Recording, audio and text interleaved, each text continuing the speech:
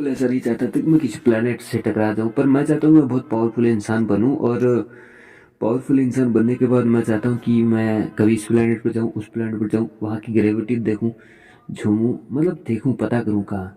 पर कहते हैं यूनिवर्स में कहीं रोशनी नहीं है, ये सूर्य के कारण तो देख तो पा रहा है कि प्लेनेट है, और बाकी सब जगह अंधेरे ही अंधेरे हैं। अब अंधेरे में इंसान क्या घूमे। पर मेरे पास ऐसी भी पावर हो, अंधेरे वाली लाइट, यानी यानी उल्लू वाली आंखें भी होनी चाहिए, वो पावर होनी चाहिए, ताकि मैं जा कर के ना वो सब चीज़ें देखूं। तो ये बहुत अजीब था। फिर मैंने सोचा, मैंने एक लड़की से प्यार किया था, और वो अजीब फीलिंग थी, और मैंने उसको याद कर करके इतने सारे, मुझे ऐसा लगता है कि मैं गवैया अगर बन गया ना, तो उस महान देवी का बहुत ज़्यादा मुझ पर उपकार होगा, कि मेरे सिंगर सिंगर बनने के पीछे उसका बहुत बड़ा हाथ है। क्योंकि ना तो वो मेरी आंखों के सामने आती, ना मेरे दिल का गिटार बजता, और ना उसकी स्माइल मेरे सामने आती। ठीक है, तो उस समय चूतियापा नहीं था, सीधी सी बात है, वहाँ पर वो एक गंदी सी फीलिंग नहीं थी मेरे अंदर, काम वासना नहीं थी उस समय। और उस समय मैं गाने गाता, देखता, बस वो मुझे अच्छी लगती थी, तो मैं उसे देखने की कोशिश करता, एक बार देखता, चार बार देखता, और देखने की कोशिश करता। वो बस वो एक ही लड़की, उसके साथ मेरा बहुत ज़्यादा, पता नहीं क्यों ऐसा अट्रैक्शन था, खिंचाव। अब ऐसा नहीं उल्टा मत सोचना, मैं कभी भी मैंने उसको उस दृष्टिकोण से देखा ही नहीं। मैंने जिस तरह से लोग गर्लफ्रेंड बॉयफ्रेंड बनाते हैं और फिर रिलेशनशिप में रहते हैं, फिर जब मन भर जाता है, पेट भर जाता है, तो रिलेशनशिप से बाहर आ जाते हैं और फिर दूसरों के साथ बनाते हैं। यानी कहीं कभी खिचड़ी खा ली, तो कभी मूंग की दाल खा ली, कभी बिरयानी खा ली, तो लोग ऐसा करते हैं। मेरे पास कभी ऐसा कुछ करने का नहीं था, मैंने सिर्फ खिचड़ी से ही प्यार किया था, उसी को याद करके मैं गाने गाता था, सपोज दैट। तो मैंने कभी टेस्ट नहीं बदला, मुझे ऐसा लगता है। और जब बदलने की मन किया या इच्छा हुई और ट्रांसफॉर्मेशन किया, तब कुछ खाने को मिला ही नहीं लाइफ में। या तो खिचड़ी को, ज़िंदगी ऐसा था, या तो खिचड़ी को याद करके ज़िंदगी जी लो, ठीक है, या फिर कुछ नहीं मिलेगा। दो ही ऑप्शन थे।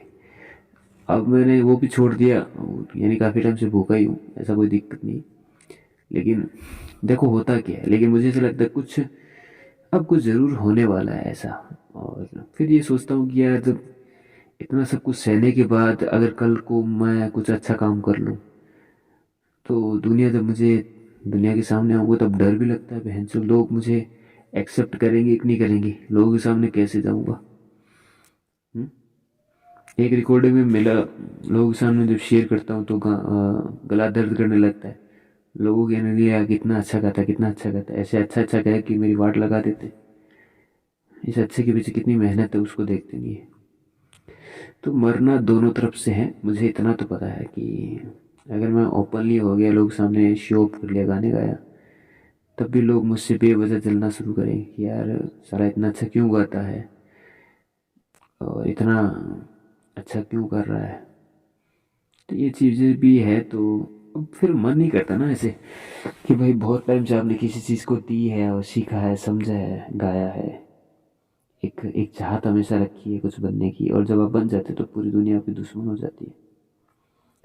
कुछ कुछ लोग आपको गिराने में लग जाते हैं। अब वो लोग आएंगे गिराने में, वो लोग आएंगे जिनको हमारी स्टोरी से कोई पता ही नहीं है, हमारी स्टोरी पता ही नहीं है। और वो ऐसे लोग आएंगे जिनको हमारी मेहनत नहीं पता, जिनको हमारे पिछले बैड टाइम नहीं पता, हमारा हमने किस तरह की चीज़ें से देखी है, वो कुछ नहीं पता ऐसे लोगों को, और वो आएंगे हमें पुश डाउन करेंगे। तो ज़िंदगी को लेकर बड़ी समझ गहराई के साथ चलना होता है। और अगर मैं सोचता हूँ कि बहुत ज़्यादा चीज़ों को समझता हूँ, तो फिर इससे मैंने क्या उखाड़ लिया। भाई सब कुछ सब समझता है। क्लास का जो फर्स्ट बैठता है, फर्स्ट आता है, वो भी ज़िंदगी की समझ एक दिन रखता है। और एक दिन जो सबसे लास्ट में आता है ना, जो फेल होने से बच जाता है, उसको भी आज ज़िंदगी की समझ है। तो मुझे ये नहीं लगता वहाँ से डिफरेंस सिर्फ वहीं तक था। तो कहने का मतलब इतना है कि अब मेरी पर्स 4:35 की हो गई है, तो मुझे चलना चाहिए, मैं देखता हूँ। बट ठीक है, जो होगा अच्छा होगा। मैं यूनिवर्स से प्रे करता हूँ, प्रे करना बहुत ज़रूरी है। आई ऑलवेज थैंकफुल कि वो बहुत अच्छे से मैनेज करते हैं, कैरी करते हैं सब चीज़ों को। वो हर एक चीज़ का ख्याल रखते हैं, हर एक बात का ख्याल रखते हैं, और मैं इमोशनल इस बात से हो जाता हूँ आह, कि मैं बहुत ज़्यादा इमोशनल हो जाता हूँ कि यार वो कितने अच्छे से, कितनी कितनी रिस्पॉन्सिबिलिटी के साथ, कितने पैशन के साथ अपना काम करते हैं लॉर्ड यूनिवर्स, है ना। जिसको किसको क्या ज़रूरत है, किसको कब क्या देना है, किसको कैसे हैंडल करना है, किसको कैसे मैनेज करना है ना। काश मुझे ऐसा लगता है अब मैं उनका बहुत बड़ा शुक्रगुजार हूँ। कभी वो आए और मुझसे कहते, मैं भगवान जिस चीज़ से ऐसे कि कोई कहते मेरे को, कहते भाई मैं भगवान हूँ, मगर चल आगे चल। तो कोई मुझे अगर कहते मैं यूनिवर्स हूँ, तो मैं कहते यार अरे यार यूनिवर्स, आपको गले लगाना था यार, काफ़ी काफ़ी मन की इच्छा थी। तो पर्टिकुलर मैं किसी भगवान, अल्लाह, जीसस जो भी है, मैं किसी को ऐसा नहीं मानता, न मानना चाहता हूँ। ठीक है, वो अब जो मैं कर रहा हूँ ना, तो वो सिर्फ लोग दिखावे के कारण है। कल को मैं कह दूँ ये वो फलाना, पर मुझे ऐसा लगता है कि एक ताकत है, एक शक्ति है, एक वाइब्स है जो बहुत ही बड़ी है, जिसको हम कभी नहीं समझ सकते, हम समझ नहीं सकते उसको।